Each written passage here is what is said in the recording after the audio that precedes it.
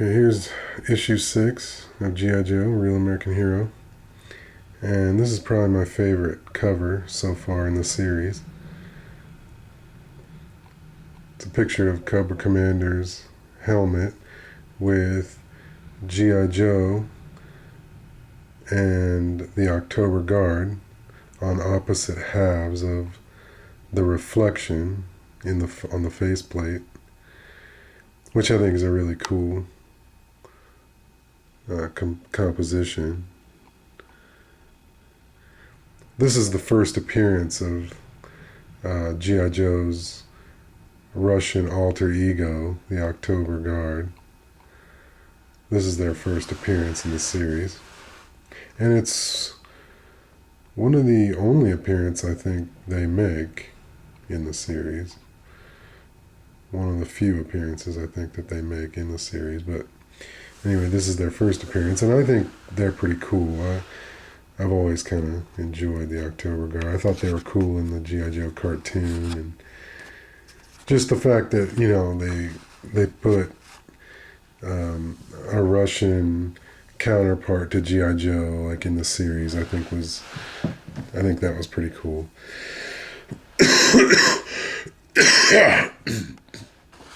It was the early 80s, and Russia was the United States kind of top arch enemy at that time, you know, versus in the Cold War. So let's see here. This is Volume 1, Number 6, December 1982. Larry Hama wrote. Herb Trimpe did the plot and the penciling. Jack Abel did the inking. And Tom DeFalco and Jim Shooter were the editors. So the splash page is a scene of the Joes coming back via air convoy from an undisclosed mission. And they're flying into McGuire Air Force Base in New Jersey. The title is "To Fail is to Conquer, to Succeed is to Die." And as they're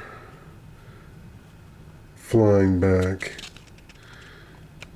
to the air base here from their mission,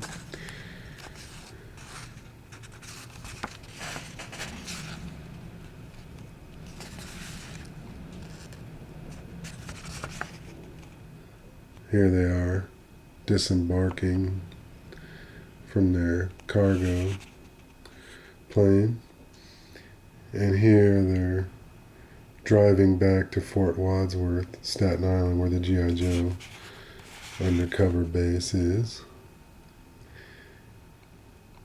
Here they're just kind of decompressing,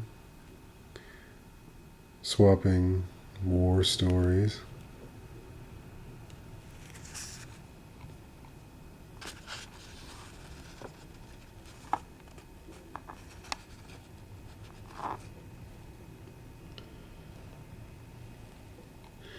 And here comes Colonel Hawk, and he tells them that he has another mission for them. So to report to the briefing room for details.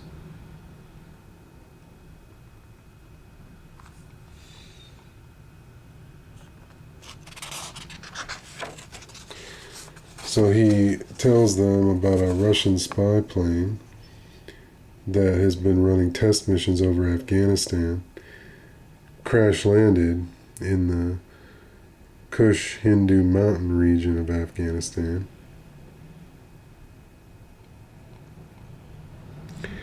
And the pilot and the plane have been taken captive by the Afghan rebels.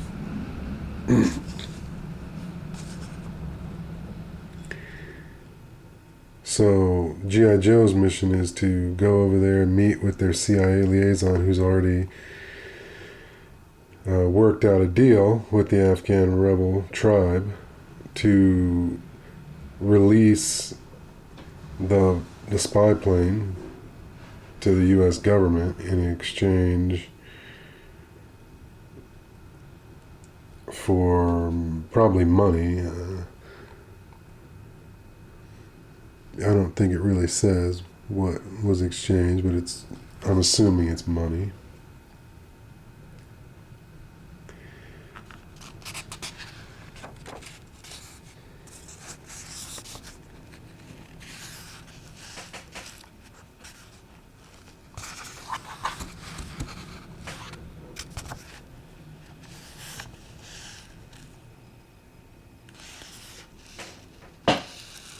So what they have to do is fly in and parachute out along with this vehicle here that's in pieces. They need to build this RTV on the ground and then use it to drive the cargo from here in Afghanistan down through Pakistan to the coast, Karachi, right on the border of the Arabian Sea there. And then from there they take a transport ship back to the States.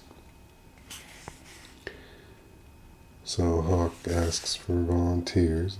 Of course, everyone's hand goes up. So he chooses 6 soldiers for the mission. And they take off, headed to Afghanistan.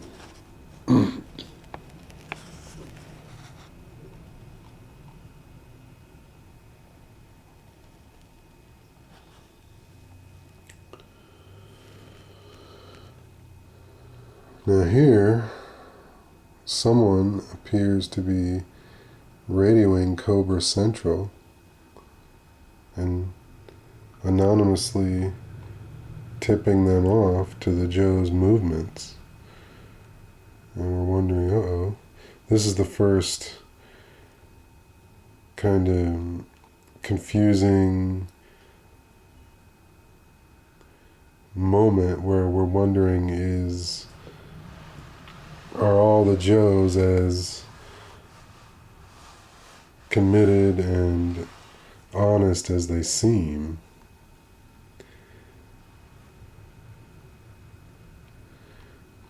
And it's revealed to be Hawk himself who's planted the call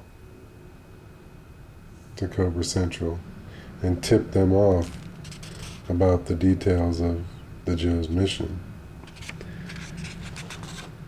And that's the first time in the series that you actually wondered, like, was one of the Joes actually a double agent, or... So that was pretty cool. So here's the plane dropping out the paratroops.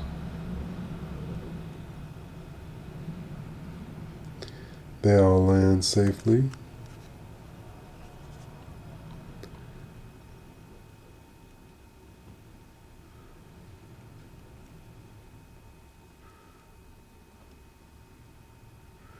They meet up with their CIA liaison and the head tribesman.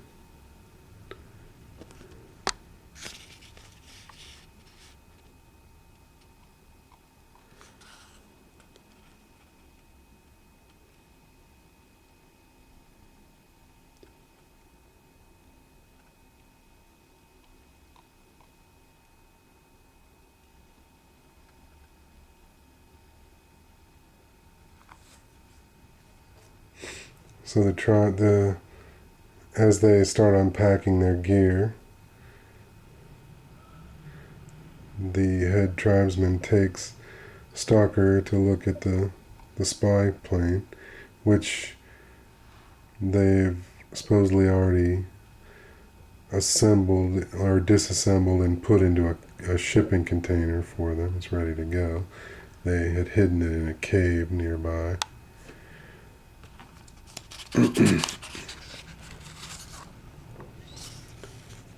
So there's the Joe's RTV vehicle,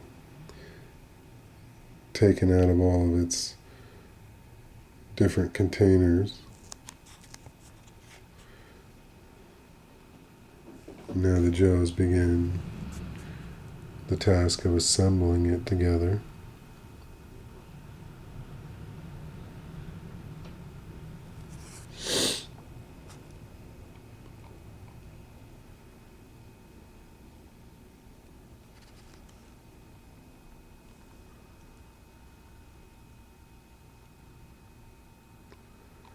So now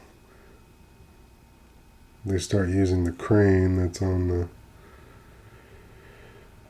RTV to latch onto the shipping container containing the spycraft. And they get that aboard the RTV. And they're ready to shove off.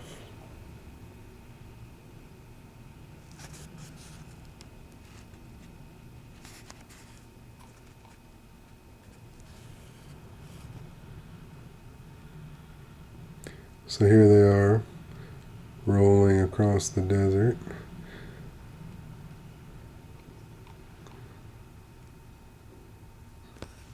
And it looks like Steeler is the one doing the driving.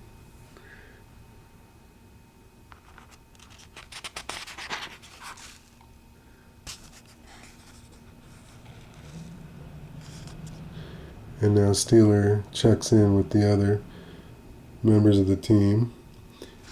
Breaker's on the communications panel. And Flash is on the weapons control station.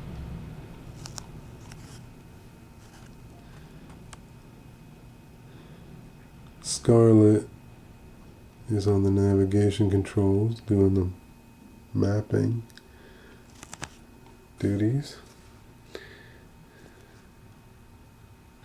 And Stalker and Clutch are on point in the Vamp Jeep.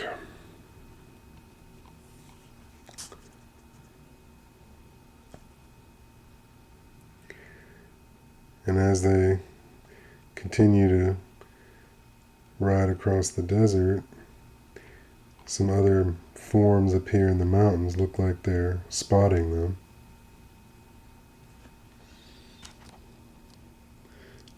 A lot of wonderful panels in this book. This was definitely by far the best art in all the different books so far in this series. Best panels, best penciling and inking, very consistent. It was Herb Trimpe and Jack Abel all the way through, so it was very consistently good. Really nice artwork. I enjoyed it a lot. So they come to a ravine. So they stop the convoy and start trying to figure out how they're going to overcome this ravine. And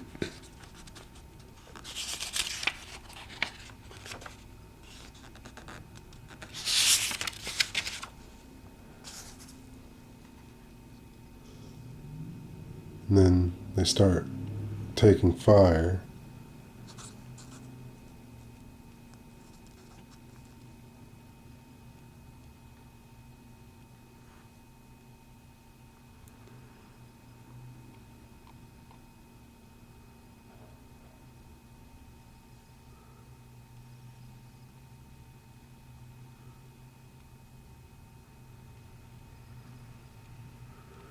So here they kind of identify where the fire is coming from and start returning fire.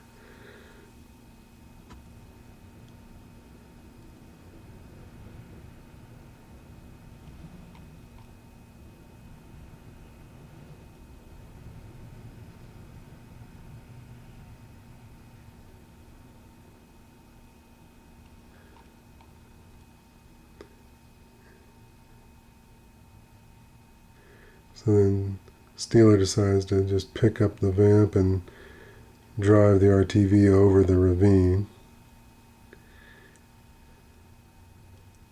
And here you get your first look at the Russian anti-terrorist team, the October Guard, and their leader,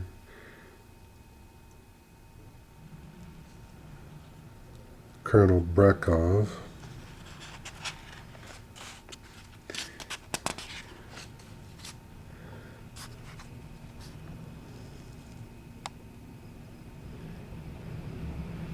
And here you get a full-page panel, which might be the first full-page panel of the entire series. Really cool. Kind of hard to capture the whole thing, but basically it's both teams in their vehicles going across the ravine. There's the October Guard team. And there's the Joes.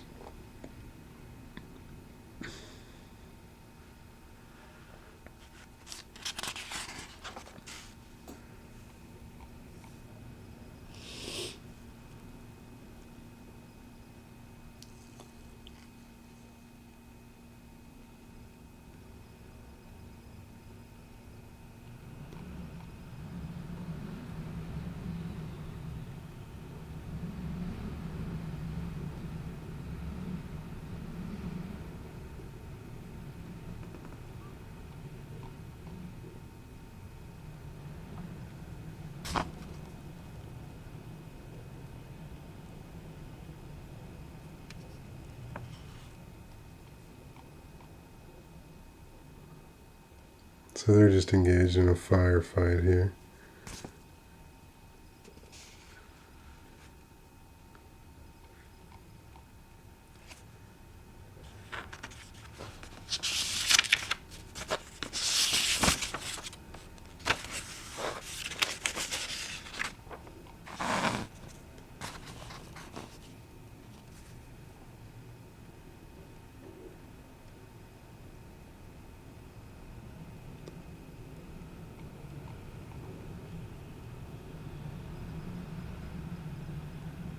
So the Russians storm the Joes' position and they start engaging in hand-to-hand.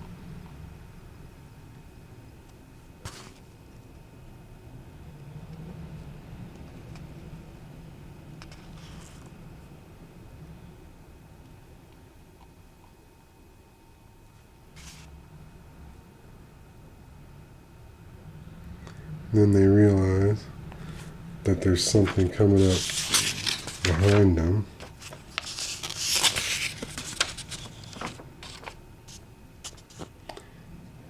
And it's Cobra.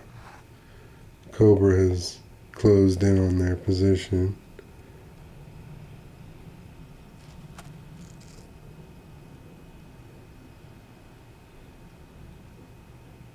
And has surrounded them and is looking to expropriate the Russian spy craft. Here comes Cobra Commander.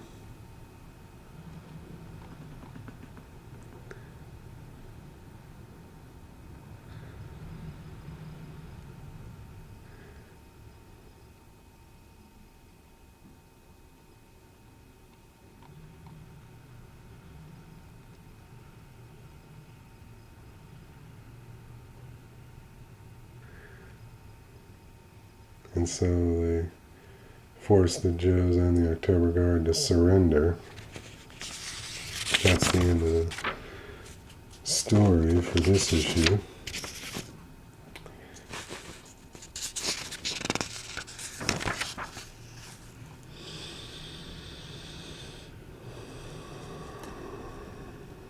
And then there's a little article in Bullpen Bulletins about Stan Lee in Hollywood.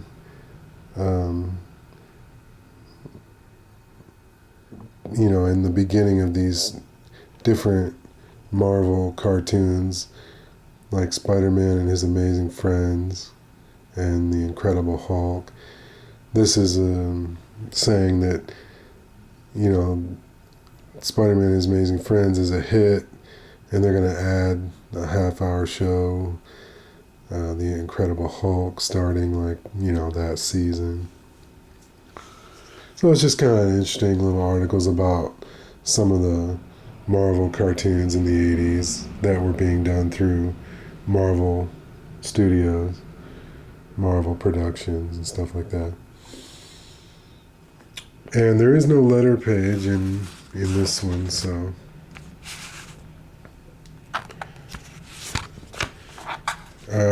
yeah, just this one actually was probably the best issue so far.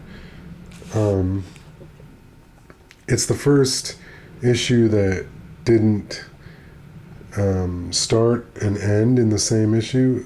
It's the first one that's being continued in a subsequent issue.